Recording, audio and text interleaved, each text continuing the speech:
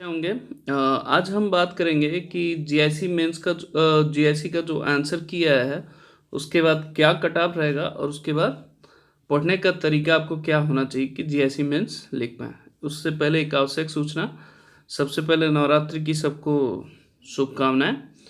अच्छा ये है कि नवरात्रि में आपका आंसर किया है, इससे आपको कॉन्फिडेंस भी मिलेगा जो लोग भी मेंस लिखने वाले हैं।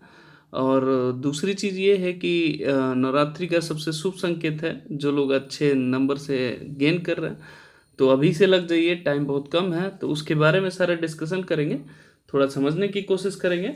थोड़ा कुछ नहीं समझ में आएगा तो आप कुछ मुझे समझाइएगा, आप लोग भी सारे सम्मानित व्यक्ति हैं। तो चलिए अभी स्टार्ट करते हैं। जो यूपी पीसीएस जीआईसी 2021 का आंसर की आने के बाद क्या कट ऑफ रहेगा, मेरा आज का ये पॉइंट है। साथ ही पढ़ने का तरीका क्या होना चाहिए मेंस के लिए, इसके बारे में हम डिस्कशन करेंगे। तो दो चीज़ें हैं, अगर पसंद आए तो लाइक शेयर सब्सक्राइब कर सकते हैं, नहीं तो नहीं कर सकते हैं, ऐसा कुछ बाउंडेशन नहीं है। चलिए अभी स्टार्ट करते हैं। तो सबसे पहले जीआईसी का अगर देखेंगे, जीआईसी मेंस का यूपी जीआईसी का अगर बात करें हम, तो मैंने पहले भी बताया था और आज भी बता रहा हूँ, मेल और फीमेल की अगर बात करें हम, तो आप जानते हैं जर्नल में कितना है, 53 सीटें हैं जर्नल की। और ओबीसी की हमारी जो कितना है, 36 है। और ईडब्ल्यूएस का मैथ्स की अगर बात करें तो ईडब्ल्यूएस में कितना है, 13 सीटें हैं। और एससी में कितना है हमारा, 28 सीट है। तो ये टोटल मिला के 132 होगा, क्योंकि एक एसटी का भी है, एसटी का सिर्फ 2 सीटें हैं तो उसको लिखने की ज़रूरत नहीं है, एसटी बहुत कम होते हैं। तो ये चीज़ है। फीमेल्स में भी अगर देखें तो 55 है, और यहाँ पे 37 है, यहाँ पे 14 था, और यहाँ पे 29 है, और यहाँ पे 1 पोस्ट है। तो अगर मेल का टोटल नंबर आप देखें तो आप जानते हैं 132 होगा। और फीमेल्स की अगर बात करें तो हमारा कितना होगा, 137 है। तो जो मेंस के लिए एलिजिबल होंगे, मैं पहले भी बताया था कि मेंस अगर आपको लिखना है तो उसमें सबसे पहले कि 13 टाइम्स होगा, ये मैंने आपको बताया था कि मेंस में 13 टाइम बच्चे क्वालिफाई करेंगे। इसका मतलब 1716 बच्चे क्वालिफाई करेंगे, इसका मतलब 1781 बच्चे क्वालिफाई करेंगे। अब बात करते हैं, मुद्दे की बात करते हैं। तो अगर ये चीज़ें पूरी डिटेल है, वैकेंसी है, तो मैंने बताया कितने मेल में करेंगे, इतने फीमेल्स में करेंगे। तो अब टोटल हम प्रॉपर एनालिसिस करना चाह रहे हैं कि आप कैसे मेंस के लिए एलिजिबल हैं, क्या क्राइटेरिया हो सकता है मेंस के लिए। तो चलिए अभी स्टार्ट करते हैं। तो एक चीज़ देखिएगा, जैसे मैंने कहा कि जो वैकेंसी है 2021 की, आप देखेंगे कि मेल का जो है हमारा, वो हमारा है 1700, मान 132 है। अगर इसको 13 से अभी मैंने मल्टीप्लाई किया था तो ये कितना था, 176 था। और फीमेल्स की अगर बात करें तो 137 इंटू 13 था, तो ये हमारा कितना था, 1781 था। अब आप टोटल करेंगे तो 3497 हो जाएगा। अब एक चीज़ और देखिएगा, जो टोटल पेपर जो दिए हैं मेल और फीमेल मिला के 14,514 है। ये टोटल कैंडिडेट हैं जो जीआईसी के लिए दिए थे।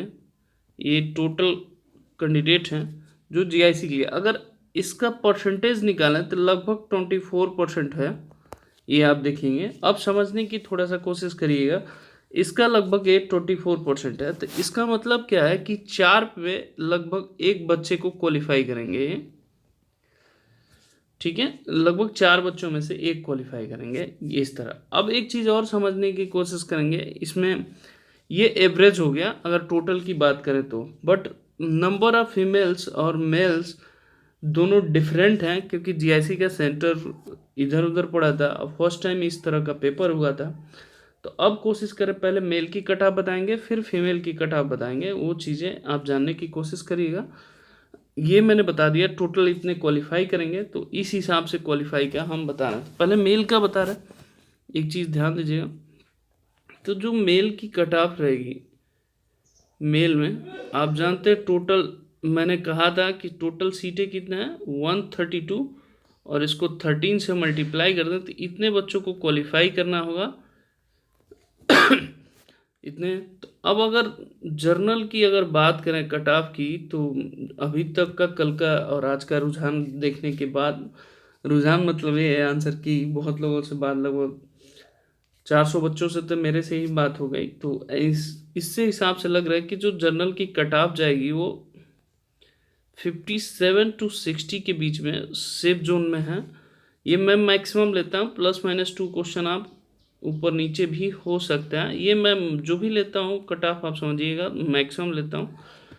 अगर EWS की बात करें तो EWS की जो कट ऑफ जाएगी ज़्यादा कम नहीं रहेगा। मैं फिर से बता दूँ 56 क्वेश्चन टू 58 के आसपास रहेगा। अब कहेंगे कि इससे एक क्वेश्चन ज़्यादा दिया, तो अगर यहाँ कम होगा तो यहाँ इसमें एडजस्ट हो जाएगा, यही समझिएगा। कुछ लोग कहेंगे ये ज़्यादा है इससे, तो ऐसा नहीं, मैं 57 टू 60 कर रहा हूँ। अगर मान लीजिए 59 गया तो ये 58 जाएगा, मतलब इसी के आसपास रहेगा, इससे ज़्यादा नहीं रहेगा। OBC की अगर बात करें तो अगर OBC के अगर सेफ जोन की अगर बात करें तो 54 टू 57 के आसपास रहेगा, क्योंकि सेक्शनल कट ऑफ जाएगा यूपी का, तो ये चीज़ें ध्यान रखिएगा। थोड़ा ये मैंने कम क्यों की लिखा है, क्योंकि बच्चे पेपर बहुत कम दिए हैं, तो ये चांसेस ज़्यादा है कि कट ऑफ हमेशा कम ही रहेगा, क्योंकि बहुत लोग क्वालिफाई ही नहीं कर पाएंगे। मैंने बहुत अभी मैसेज आया जो बहुत लोग क्वालिफाई नहीं कर रहा। बात करते हैं SC की अगर बात करें तो SC का 50 टू 54 के बीच में सेफ रहेंगे, और ST की बात करें तो एकदम कट ऑफ क्राइटेरिया 48 क्वेश्चन पे ये सेफ रहेंगे। तो अब मेरे हिसाब से अगर इसके बीच में अगर आप आते हैं तो मेंस के लिए तैयारी कर सकते हैं, मेंस के लिए प्रिपरेशन कर सकते हैं। कोई भी समस्या हो तो आप मेरे से डिस्कशन कर सकते हैं, मैं आपके साथ हमेशा हूँ। ठीक है, ये रहा मेल्स के लिए। अब थोड़ा सा फीमेल्स की अगर बात करें हम, ये मेल का फिर से मैं कर रहा हूँ। अब प्लीज़ थोड़ा सा जब एक कट ऑफ बता देता हूँ तो आप मैसेज करते हैं, ठीक है, अच्छा लगता है मुझे, तो कोशिश करिए कॉल करने की, क्योंकि कॉल मैसेज मैं टाइप नहीं कर पाता हूँ, बहुत मैसेज होते हैं। तो इस नंबर पे जो भी आपको समस्या हो 9555225928 है, इस पर कॉल करके पूछा करिए, क्योंकि बहुत लोग मैसेज मैं नहीं रिप्लाई दे पाता हूँ, तो इसके लिए सॉरी। थोड़ा सा टाइम बाउंड होता है, मेरे साथ भी अपना पर्सनल लाइफ भी होता है वैसे भी। चलिए, तो मेल के लिए हुआ। दूसरी चीज़ हम बात करते हैं फीमेल की। फीमेल भी कहती हैं, फीमेल की अगर बात करें तो फीमेल की अगर बात करें तो जो टोटल सीट था 137 सीट था, और इसका 13 टाइम लेना है, तो ये कितना हो जाएगा 1781 हो जाएगा। इतने क्वालिफाई करना चाहिए। तो जो अगर जर्नल की बात करें फीमेल्स में, तो फीमेल्स का सेपरेट बनेगा, तो आप जानते हैं कि जो फीमेल्स होगा तो जो जर्नल का कट ऑफ जाएगा मेरे हिसाब से 55 टू 57 के बीच में जो भी जर्नल हैं फीमेल हैं तो वो सेफ हैं, वुमेंस की तैयारी आप कर सकती हैं। फिर EWS की बात करें तो EWS में अगर आप देखेंगे तो हम यहाँ 53 टू 55 के बीच में जाएंगे। अगर OBC की बात करें यहाँ पे, तो OBC की अगर बात करें तो 51 टू 53 के बीच में जाएगा, इससे कम नहीं होगा। अगर SC की बात करें तो यहाँ पे 48 टू 51 के बीच में जाएगा। अगर ST की बात करें तो एग्जैक्ट मेरे हिसाब से 48 के आसपास जाएगा। तो ये फीमेल्स के लिए कट ऑफ है। अगर इस क्राइटेरिया में आ रहे हैं तो आप मेंस की तैयारी आप लोग कर सकती हैं, और कोई समस्या है तो आप मुझसे पूछ सकती हैं। अब बात करते हैं हमारा पढ़ने का तरीका क्या होना चाहिए, सिस्टमेटिक क्या होना चाहिए जिससे हम मेंस आसानी से क्वालिफाई। सॉरी, ये बताने का सिस्टम नहीं होता है, लेकिन मेरा ओपिनियन है, मैं आपके साथ शेयर कर रहा हूँ। देखिए, दो चीज़ें हैं। अगर मेंस लिखना है तो अभी तक जो भी आपने तैयारी किया है वो प्री के अनुसार किया है, आप जानते हैं। मेंस के लिए अगर जो भी आपको लिखना है तो एक चीज़ समझिएगा, समझने के बाद बताइएगा। अगर अच्छा लगा तो लाइक शेयर सब्सक्राइब भी कर सकते हैं, नहीं तो नहीं, ऐसा कुछ बाउंड नहीं है। देखिए, मेंस में दो चीज़ें हैं, एक तो हिंदी है, दूसरा आपका मैथ्स है, तो अगर हम बात करें मैथ्स का और हिंदी के प्रॉपर 2 आवर आपको डेली देना पड़ेगा, उसमें प्रैक्टिस बहुत इंपॉर्टेंट है। 2 आवर आपको देना है। मैथ्स के लिए मिनिमम 4 आवर आपको देना ही पड़ेगा डेली का, अगर बात करें तो। आप इसमें जो एस्से का पोर्शन है 50 मार्क्स का, उसको ज़रूर दीजिए। डेली आप कोई ना कोई टॉपिक ज़रूर लिखिए। टॉपिक लिखने का फॉर्मेट मैंने आपको बता रखा, ऑलरेडी 3 अपलोड कर रखा है, अब मैं इसका भी लूटूँ। दूसरी चीज़, जो हिंदी का ऑब्जेक्टिव टाइप क्वेश्चन, ये 50 मार्क्स का है। फिर जो हिंदी का जो ऑब्जेक्टिव टाइप क्वेश्चन है वो भी 50 मार्क्स का है। इसमें जो है बहुत सारे जो क्वेश्चन है वो फिक्स होते हैं कि ये आते ही आते हैं, तो वो आपको मैं गाइड करूंगा इसके लिए। तो एटलीस्ट 2 आवर आपको देना ही देना है। अब बात करते हैं मैथ्स की तैयारी कैसे करेंगे। तो आप सबसे पहले मैथ्स की तैयारी के लिए मैं आपको ध्यान से बताना चाह रहा हूँ, ये ध्यान रखिए।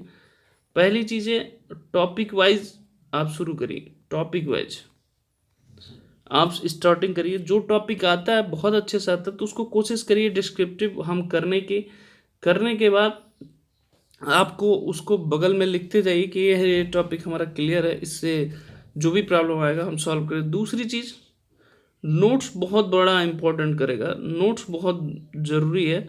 नोट्स जो भी टॉपिक आप पढ़िए उसको बनाते जाइए और उसको अच्छे से लिखते जाइए। और फिर आप डिसाइड करिए प्रॉब्लम, मतलब आपको प्रॉब्लम कौन से टॉपिक में, प्रॉब्लम आपको कौन से टॉपिक में, उसकी ज़रूर डबल स्टार मार्क करिए ताकि उस पर ज़्यादा फोकस करिए, आपको बहुत अच्छे से काम देगा। प्रॉब्लम के पास अगर नहीं आता है तो रिसोर्सेस आपके पास क्या हैं वो चीज़ें ज़रूर देखिए। रिसोर्सेस से प्रॉब्लम की दूर करने की कोशिश करिए और डेली 4 आवर इसको टाइम दीजिए। 4 आवर में क्या है कि अगर पढ़ रहे हैं तो जो टॉपिक आ रहा है उसको 30 मिनट ज़रूर दीजिए। देने के बाद आगे बढ़िए। जो प्रॉब्लम आपको नहीं आ रहा है, रिसोर्सेज क्या है, रिसोर्सेज में आप कहीं से भी उपलब्ध कर सकते हैं। अगर फिर भी नहीं अगर आपको मिलता है तो आप मेरे से कांटेक्ट कर सकते हैं। उसके बाद जो आप करेंगे, जब करने के बाद नोट्स बनाने का, फिर क्वेश्चन सेशन करिए। वैसे क्वेश्चन मैं भेजता हूँ टॉपिक वाइज, फिर क्वेश्चन सेशन जरूर करिए। ये टॉपिक, नोट्स, फिर प्रॉब्लम, फिर क्वेश्चन सेशन मोस्ट इंपॉर्टेंट है। ये जरूर डेली का रूटीन ये होना चाहिए आपका। अगर ये फॉलो करते हैं तो यकीन मानिए आपका 100% हो जाएगा। इसमें कहीं भी समस्या नहीं होगा। 100% आपका सिलेक्शन हो जाएगा। मैंने कल एक स्टेटमेंट लिखा था, सफलता एक ऐसी जिद होनी चाहिए जो सफलता आदमी आके खुद कहे कि आप सबसे बेस्ट है। तो इस तरह आप लोग तैयारी करिए। सभी को मेरी तरफ से बेस्ट ऑफ लक। नवरात्रि के अगेन शुभकामनाएं। आप अच्छे से करिए। बाकी कोई समस्या हो तो आप, मैंने आपको फिर से बताया, मेरा नंबर है, इस पे कॉल कर सकते हैं। ओके, धन्यवाद। जय हिंद।